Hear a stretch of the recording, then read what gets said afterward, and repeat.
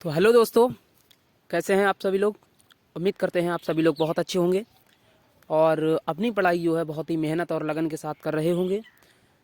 दोस्तों, आज हम आरआरबी ग्रुप डी के जो आगामी शिफ्टों में आगामी दिनों में जो परीक्षाएं लगी हुई हैं ग्रुप डी के जो 16 जनवरी तक होने हैं, उससे संबंधित आपको पता है कि साइंस की जो वेटेज है वो बहुत ही अधिक है वहाँ पर।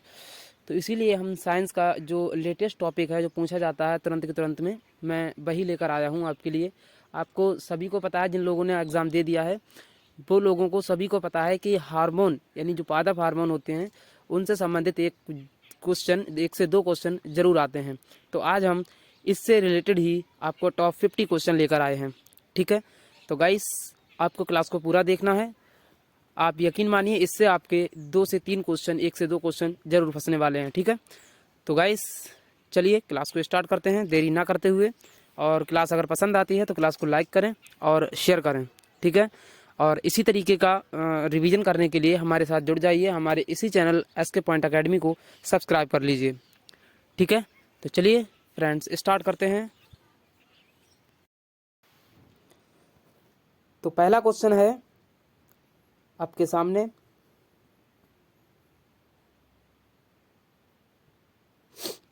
पहला क्वेश्चन है कि निम्न में से कौन सा हार्मोन कोशिका विभाजन को प्रेरित करता है, यानी कि जो सेल डिवीजन होता है उसको कौन प्रेरित करता है। ऑप्शन नंबर ए है ऑक्सिन, बी है जिब्रेलिन और सी है साइटोकाइनिन और डी है एथिलीन।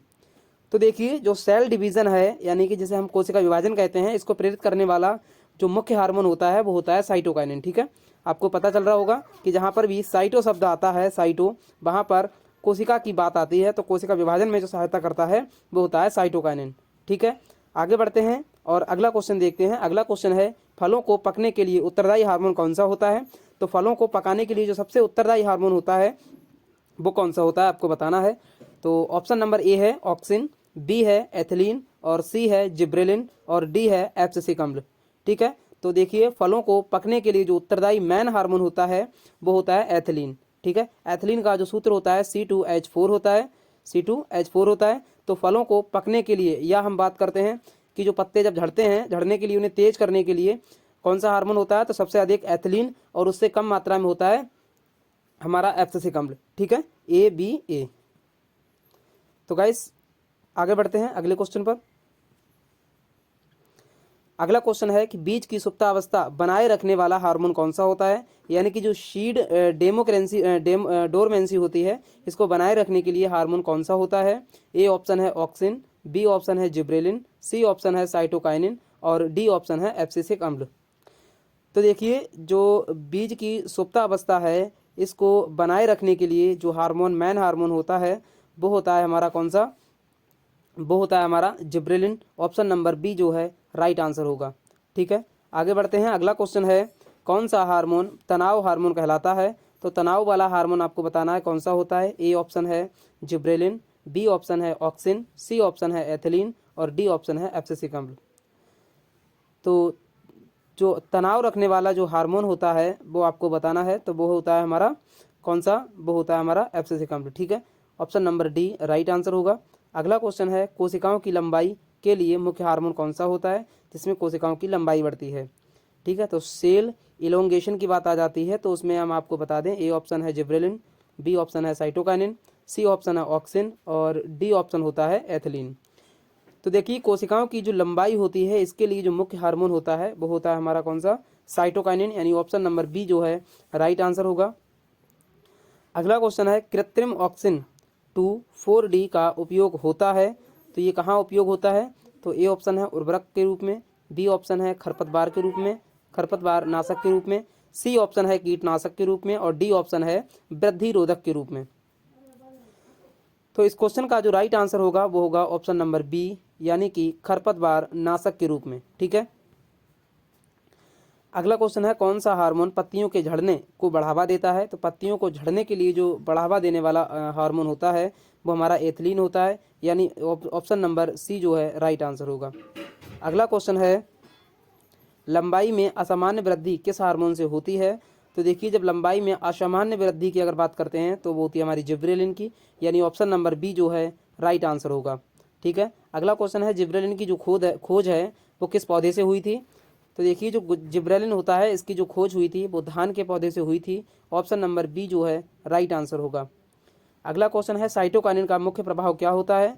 तो देखिए जो साइटोकाइनिन होता है ये कोशिका में विभाजन करता है, मुख्य काम इसका यही होता है। ऑप्शन नंबर बी जो है राइट आंसर होगा। ठीक है,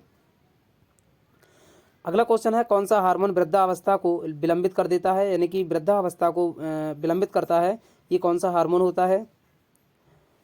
तो ये होता है एब्सिसिक अम्ल। ऑप्शन नंबर बी जो है राइट आंसर होगा। फोटोट्रोपिज्म में मुख्य भूमिका किस हार्मोन की होती है फोटोट्रोपिज्म में। तो देखिए जो फोटोट्रोपिज्म होता है इसमें जो मुख्य भूमिका होती है वो ऑक्सिन हार्मोन की होती है। ऑप्शन नंबर जो बी है वो राइट आंसर होगा। पत्तियों में जल हानि रोकने हेतु रंध्र बंद करने वाला हार्मोन कौन सा होता है। तो पत्तियों में जल हानि रोकने के लिए जो रंध्र होते हैं उन्हें बंद करने वाला जो हार्मोन होता है वो होता है एब्सिसिक अम्ल, यानी कि ऑप्शन नंबर बी जो सी जो है वो राइट आंसर होगा। एथिलीन किस प्रकार का हार्मोन है। तो आपको बताना है जो एथिलीन है ये किस प्रकार का हार्मोन होता है। तो आपको हमने बताया था अभी कि C2H4 ये एथिलीन का सामान्य सूत्र होता है और ये जो होती है एक गैस होती है। ये क्या होती है, एक गैस होती है। ठीक है, तो इस क्वेश्चन का right answer option number C होगा। अगला क्वेश्चन है कौन सा हार्मोन शाखीय वृद्धि को बढ़ावा देता है, यानी कि जो शाखाओं को बढ़ाता है वो कौन सा हार्मोन होता है। तो देखिए जो शाखीय वृद्धि में जो सहायता करता है वो कौन सा हार्मोन होता है, वो होता है जिब्रेलिन हार्मोन, यानी ऑप्शन नंबर सी जो है वो राइट आंसर होगा। बीज अंकुरण में सहायक हार्मोन कौन सा होता है। तो बीज अंकुरण में भी सहायक हार्मोन जो होता है वो जिब्रेलिन होता है। ऑप्शन नंबर सी जो है वो राइट आंसर होगा। ऑक्सिन का अधिक संकेंद्रण क्या करता है, यानी ऑक्सिन का अगर हम अधिक संकेंद्रण करते हैं तो क्या करता है, ये वृद्धि बढ़ाता है, वृद्धि को रोकता है, फलन कर बढ़ाता है, या बीज अंकुरण कर देता है।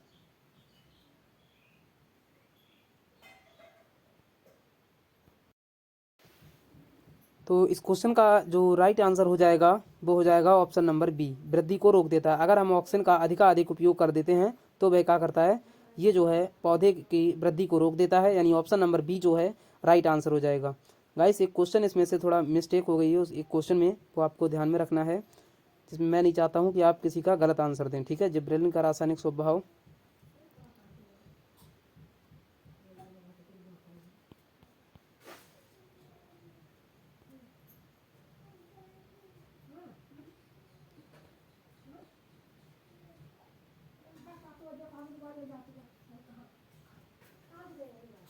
हाँ, ये वाला क्वेश्चन जो है इसमें लिखा है कि कौन सा हार्मोन वृद्धावस्था को विलंबित करता है। तो वृद्धावस्था को जो विलंबित करने वाला हार्मोन है इसमें से वो है साइटोकाइनिन, ना कि एब्सिसिक अम्ल। ठीक है, तो इस क्वेश्चन का जो राइट आंसर हो जाएगा ऑप्शन नंबर सी सही है। ठीक है, साइटोकाइनिन। ठीक है, तो वृद्धावस्था को विलंबित कर देता है साइटोकाइनिन। ठीक है, चलिए अब अपने मूल क्वेश्चन पर पढ़ते हैं, यानी कि 18 क्वेश्चन था हमारा, 18 वाला ये वाला क्वेश्चन था। ठीक है, पत्तियों का गिरना किस प्रक्रिया से संबंधित है। तो देखिए जब पत्तियां गिरती हैं तो वो जो हैं एफ सीजन के संबंधित हैं, यानी ऑप्शन नंबर बी जो है राइट आंसर हो जाएगा। अगला क्वेश्चन है कौन सा हार्मोन पार्थेनोकॉर्पी उत्पन्न करता है। तो पार्थेनोकॉर्पी कौन सा हार्मोन उत्पन्न करता है। तो देखिए ऑप्शन नंबर ए है इसमें एथिलीन, बी है जिब्रेलिन, सी है ऑक्सिन और डी है ABA, यानी एब्सिसिक अम्ल जिसे हम बोलते हैं। ठीक है, तो देखिए जो पार्थेनोकॉर्पी होता है ये उत्पन्न करने वाला जो हार्मोन होता है वो होता है ऑक्सिन, यानी ऑप्शन नंबर सी जो है इस क्वेश्चन का राइट आंसर होगा। अगला क्वेश्चन है जिब्रेलिन का रासायनिक स्वभाव क्या होता है।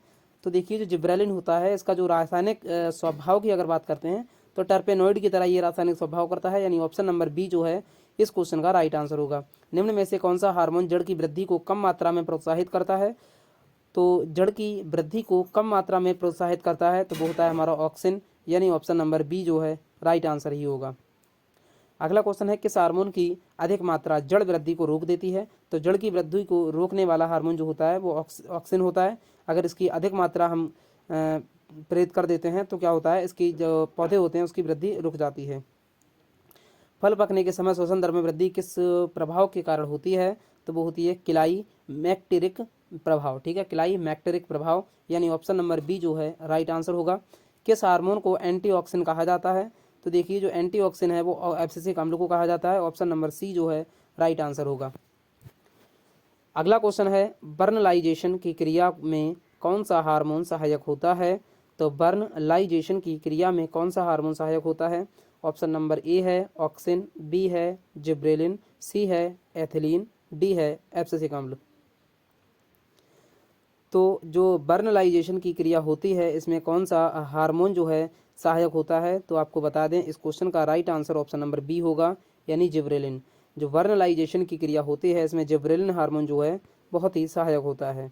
अगला क्वेश्चन है कौन सा हार्मोन पौधों में वृद्धावस्था को तेज कर देता है, तो देखिए वृद्धावस्था को तेज कर देता है तो ये है option number A cytokinin, B है जिब्रेलिन, सी है एथिलीन और डी है ऑक्सिन। तो देखिए जो वृद्धावस्था को तेज कर देता है वो हार्मोन जो होता है पौधों में वो एथिलीन होता है, यानी कि ऑप्शन नंबर सी जो है वो राइट आंसर होगा। पत्तियों के समय पूर्व झड़ने को रोकने वाला हार्मोन कौन सा होता है, यानी कि पत्तियों को समय से पहले झड़ने से रोकने के लिए कौन से हार्मोन का प्रयोग किया जाता है, तो ऑप्शन नंबर ए है एथिलीन, बी है ऑक्सिन, सी है एब्सिसिक अम्ल और डी है जिब्रेलिन।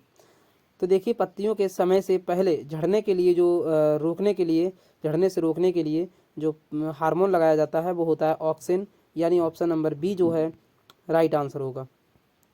अगला क्वेश्चन है फलों में बीज रहितता के लिए प्रयोग किया जाता है जिब्रेलिन का, एथिलीन का, एबीए का या ऑक्सिन का। तो बीज रहितता के लिए अगर हम बात करते हैं तो के लिए किसका प्रयोग किया जाता है, तो ऑक्सिन हार्मोन का प्रयोग किया जाता है। ऑप्शन नंबर डी जो है वो राइट आंसर होगा। कौन सा हार्मोन रंध्र को बंद करता है, तो देखिए रंध्र को बंद करने वाला जो हार्मोन होता है वो ABA होता है, ठीक है, एब्सिसिक अम्ल जैसे हम बोलते हैं, अर्थात ऑप्शन नंबर डी जो है वो राइट आंसर है। अगला क्वेश्चन है एथिलीन का उपयोग व्यावसायिक रूप से किया जाता है खरपतवार नाश में, फल पकाने में, बीज अंकुरण रोकने में या जड़ की वृद्धि करने में। तो देखिए जो एथिलीन का जो उपयोग किया जाता है वो जो किया जाता है फल पकाने के लिए किया जाता है, ऑप्शन नंबर बी जो है वो राइट आंसर होगा। जिब्रेलिन का सर्वाधिक प्रभाव किस भाग पर होता है, तो जिब्रेलिन का जो सबसे अधिक प्रभाव होता है वो जड़, तना, पत्ती या पुष्प। तो जिब्रेलिन का जो सबसे अधिक प्रभाव होता है वो होता है तने में, यानी ऑप्शन नंबर बी जो है वो राइट आंसर होगा। अगला क्वेश्चन है निम्न में से कौन सा हार्मोन वृद्धि अवरोधक है, यानी वृद्धि को रोकने वाला हार्मोन है, तो वो कौन सा होता है।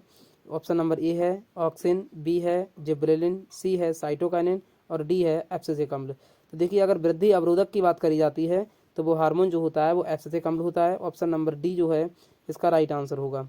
अगला क्वेश्चन है साइटोकाइनिन का संश्लेषण मुख्यतः कहाँ होता है, तो साइटोकाइनिन का ऑप्शन नंबर ए पत्तियों में, बी जड़ों में, सी फलों में, डी बीजों में। तो साइटोकाइनिन का जो मुख्य संश्लेषण होता है वो मुख्य रूप से जड़ों में देखने को मिलता है, ऑप्शन नंबर बी जो है वो राइट आंसर होगा। पौधों में एपिकल प्रभुत्व के लिए उत्तरदायी हार्मोन कौन सा होता है, तो देखिए जो पौधों में एपिकल प्रभुत्व जो होता है यानी जिसे हम एपिकल डोमिनेंस बोलते हैं, इसके लिए उत्तरदायी हार्मोन कौन सा होता है।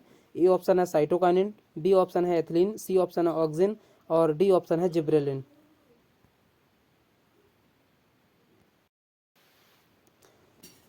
तो पौधों में जो एपिकल प्रभुत्व होता है इसके लिए जो उत्तरदायी हार्मोन होता है वो होता है ऑप्शन नंबर सी ऑक्सिन, ठीक है, तो इसका राइट आंसर हो जाएगा ऑप्शन नंबर सी।